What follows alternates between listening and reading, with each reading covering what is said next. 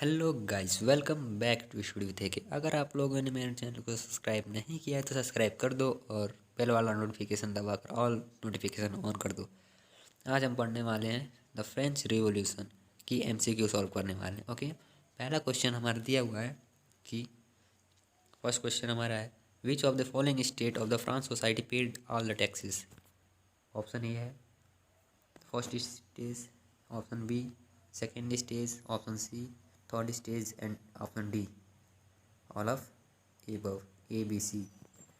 तो इसका आंसर क्या होगा? फर्स्ट स्टेज होगा कि सेकेंड या थर्ड? इसका आंसर होगा थर्ड स्टेज, क्योंकि थर्ड स्टेज में पुअर पीपल्स सब लोग आते थे। पुअर पीपल आते थे, फार्मर्स, प्लेजेंट्स एक्सेट्रा मेंस आते थे। क्वेश्चन नंबर सेकेंड हमारा है the tax that was charge by the church from the peasants are. कौन सा टैक्सेस था जो चर्च के द्वारा चार्ज किया जाता था? Option number A taille, B taille, A tithes, C indirect tax, D irrigation tax. Option number A answer है, क्योंकि जो चर्च था, चर्च वाले चार्ज करते थे 1/10%, 1/10 ऑफ द एग्रीकल्चर प्रोडक्ट, यानी टिथेस था जो चार्ज किया था चर्च के द्वारा। Okay, option number third, question third, what is the Montesquieu purpose? Option number A he proposed a division of separation of power, b he opposed the theory of separation of power, c argued the legislative and judiciary should be dependent on each other, option d he proposed a division of power between the judiciary, executive and legislature। कौन सा होगा? Option number D होगा। मतलब क्या करा है Montesquieu ने? क्या पर्पज़ किया था? उन्होंने यही नहीं बताया था कि जुडिशरी, एग्जीक्यूटिव एंड लेजिस्लेचर के बीच में पावर का सेपरेशन होना चाहिए। ठीक, क्वेश्चन नंबर फोर क्या कर रहा है? क्वेश्चन नंबर फोर कर रहा है which of the following is the author of social contract. The social contract किसने लिखा था? द सोशल कॉन्ट्रैक्ट किसने लिखा था? Option A Rousseau, B Voltaire, C Montesquieu या D Mirabeau. The social contract लिखा था रोसियो ने। ठीक है, रोसियो ने लिखा था, जिसमें इन्होंने बताया है पीपल एंड मोनार्च के बारे में इन्होंने बताया है सोशल कॉन्ट्रैक्ट में।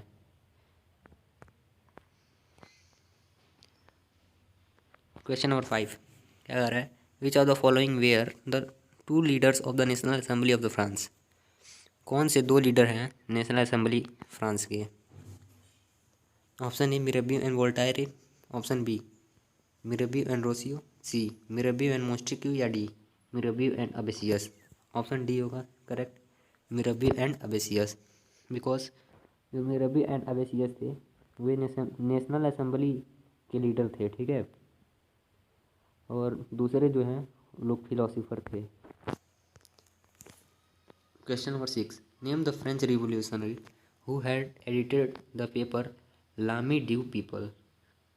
कौन से फ्रेंच रिवोल्यूशन के लामी ड्यू पीपल किसने लिखा, मतलब एडिट किया था, लिखा था, राइट किया था?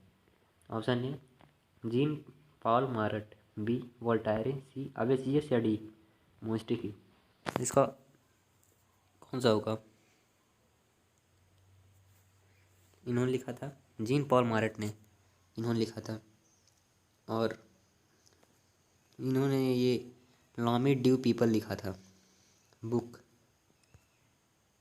Question number seven which period is refer to the reason of terror. कौन सा, किस पीरियड को रीजन ऑफ टेरर के नाम से जाना जाता है?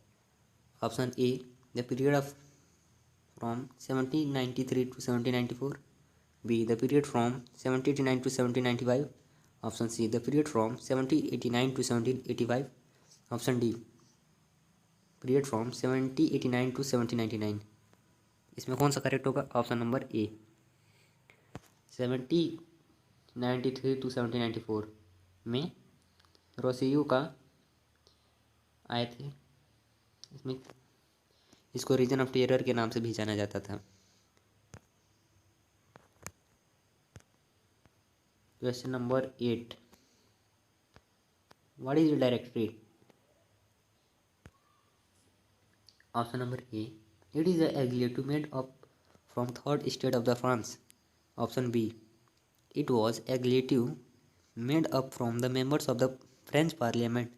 Option C, it was executive made up of 5 members. Option D, it was an elected body by the French citizens.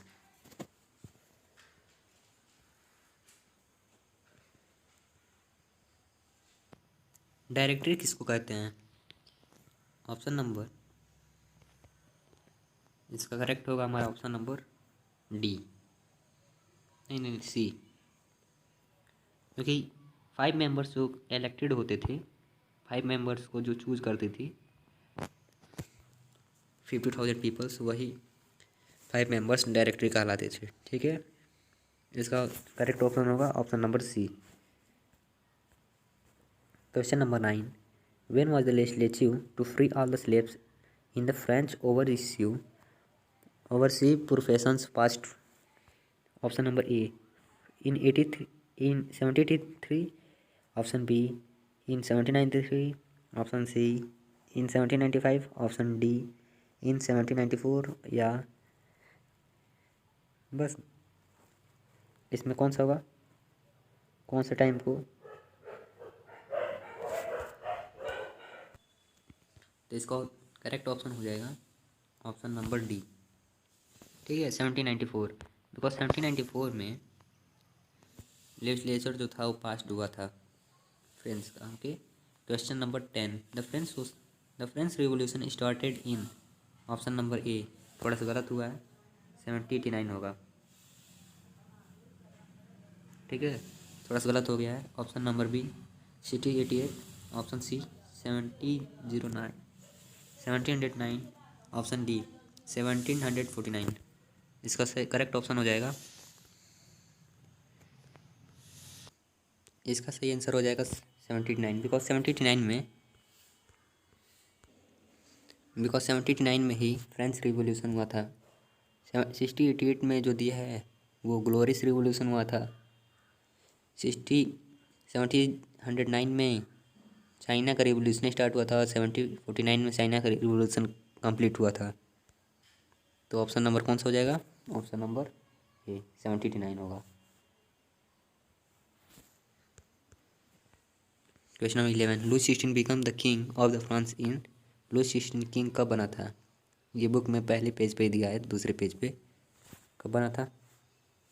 Option A 1794, option B 1764, option C 1774, या ऑप्शन डी 1789। हमको ये तो पता है, ये 1789 में क्या हुआ था? 1789 में क्या हुआ था बताइए? रिवॉल्यूशन स्टार्ट हुआ था, रिवॉल्यूशन कंप्लीट हुआ था। ठीक है, कौन सा ऑप्शन होगा?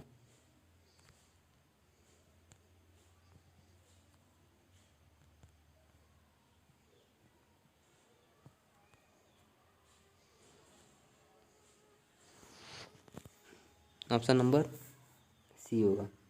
1774 में लुई 16 किंग बना था फ्रांस का। Okay, question 12, the term subsistence crisis, यहाँ पर सब्सिस्टेंस लिखा है बट क्राइसिस नहीं लिखा है। Subsistence crisis stand for an, option A an external condition where the basic condition for the several is fulfilled, option B a social division of society, option C a group of French army, option D an extreme situations where the basic mean of livelihood are endangered. इसमें क्या हो जाएगा? Option D, क्योंकि subsistence crisis मतलब वो होता है जो जब हमारी बेसिक नीड्स होती है वो डेंजर में आ जाए, यानी खतरे में पड़ जाए, उसको सब्सिस्टेंस क्राइसिस बोलते हैं। ओके, क्वेश्चन नंबर 13 पे देखते हैं। क्वेश्चन नंबर 30 हमारा है, the spirit of law is written by? Option A Montesquieu, B Rousseau, C Voltaire, या डी जॉन लॉकी। कौन सा करेक्ट होगा?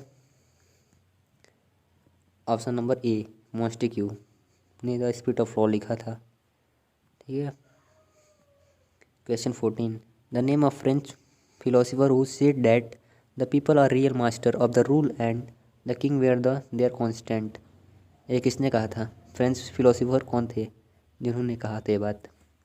ए वोल्टायर, बी रोसियो, सी लॉकी या डी मोंटेस्क्यू? कौन थे? कौन थे? रोसियो थे। रोसियो ने कहा था कि जो फ्रेंच के फिलोसोफर हैं रोसियो, उन्होंने कहा था जो पीपल है वो रियल मास्टर हैं रूल के, ठीक है, और किंग हैं वो कॉन्स्टेंट हैं। Question number 15, where the which of the following tax was paid by the present of France? कौन सा टैक्स था जो पेड हुआ था होता था प्लेजेंट के द्वारा? फार्मर्स जो होते थे कौन सा टैक्स देते थे? इन थर्ड स्टेज कौन सा टैक्स देता था? A taille, B tithes, C indirect tax या D no tax was given? इसमें कौन सा ऑप्शन होगा? ऑप्शन नंबर पहला और दूसरा सही है, दूसरा और तीसरा या चौथा, या फिर डी पहला दूसरा और तीसरा? इसमें कौन सा? टाइली देते ही थे, टीथेस देते ही थे, ये तो कंफर्म है। इनडायरेक्ट टैक्स देते ही थे, बुक में लिखा हुआ है, ठीक है, तो यानी option number D, option number D correct होगा, ठीक है। Question number 16, what happen in the month of July? जुलाई में क्या हुआ था? The city of Paris was in the state of alarm. Option B, the city of Paris was set on the fire. Option C, the city of Paris become free. ये भी नहीं होता। Option D, the Louis 16 become the king of Paris. जुलाई के month में क्या हुआ था बताइए? इसमें हुआ था the city of Paris was in state of alarm. मतलब क्या हुआ था? मतलब खतरे की घंटी बज गई थी। कब बजी थी? जुलाई मंथ में, ठीक। Question number 17, the fortress prison in the France is known as? क्या फोर्ट्रेस प्रिजन को फ्रांस में जो है उसको किस नाम से जाना जाता था? A Bastille, B jail of France, C central jail of revolution या D Bastille? Option A central jail, option B jail of France, option C central jail of revolutionary या ऑप्शन डी बेस्टाइल? इसमें option कौन सा correct होगा? हमने book में पढ़ा होगा कि ऑप्शन डी बेस्टाइल थी है, जिसको फोर्ट्रेस प्रिजन के नाम से जाना जाता था, ठीक है। क्वेश्चन नंबर 18 देखते हैं, the event which are important in making of the modern world? Option A France revolution, B Russian revolution, C Russian of rise of Nazism या डी चाइनीज रिवोल्यूशन? क्या हुआ? जो इवेंट था, ठीक है, मॉडर्न वर्ल्ड बनाने में कौन सा भूमिका कौन सा थी निभाई है, कौन सा रिवोल्यूशन निभाया? Option A French revolution, option B Russian revolution, option C rise of nation या ऑप्शन डी चाइनीज रिवोल्यूशन? हमने क्या पढ़ा था? हमने पढ़ा ये था कि फ्रेंच रिवोल्यूशन हुआ था, ठीक, और राइज ऑफ नाजिम हुआ था, ठीक है। ये तीसरा कौन सोचेगा? First and third, B option में, ठीक है। Question number 19, which event give the idea of liberty, freedom and equality? कौन सा इवेंट हुआ था, ठीक है, जो लिबर्टी, फ्रीडम एंड इक्वेलिटी की सीख देता है? A glorious revolution of 1688, B the French revolution, C the Russian revolution या D the American war of independence? क्या हुआ था? द फ्रेंच रिवोल्यूशन के बारे में हमने पढ़ा ही है केवल, और कुछ तो हम जानते ही नहीं है, यानी बी, ठीक। Question number 20, name the philosopher who sought to refute the doctrine of divine and absolute right of monarchs in France? A John Locke, B Rousseau, C Voltaire या डी नॉन ऑफ एबल? कौन थे? कौन से philosopher थे जो doctrine के divine and absolute right monarch के थे फ्रांस? कौन थे? ए जॉन लॉकी। इन्होंने अपने बुक में लिखा है doctrine and divine and absolute right के बारे में, ठीक है, यानी ऑप्शन नंबर ए। Okay guys, okay guys, 20 question हमारा कंप्लीट हो गया। ठीक है, तो अगर आप लोगों ने मेरे चैनल को सब्सक्राइब नहीं किया है तो सब्सक्राइब कर दो और लाइक भी कर दो। अगर आप इसका स्टडी मटेरियल चाहते हो तो आप टेलीग्राम पे हमारे चैनल को सब्सक्राइब कर लो, ज्वाइन कर लो टेलीग्राम पे। ठीक है, और अगर यूट्यूब पे नहीं सब्सक्राइब किया हो तो सब्सक्राइब करके बेल और ऑल नोटिफिकेशन प्ले कर दो। ओके बाय, तब तक के लिए टाटा बाय बाय, चलते हैं भाई।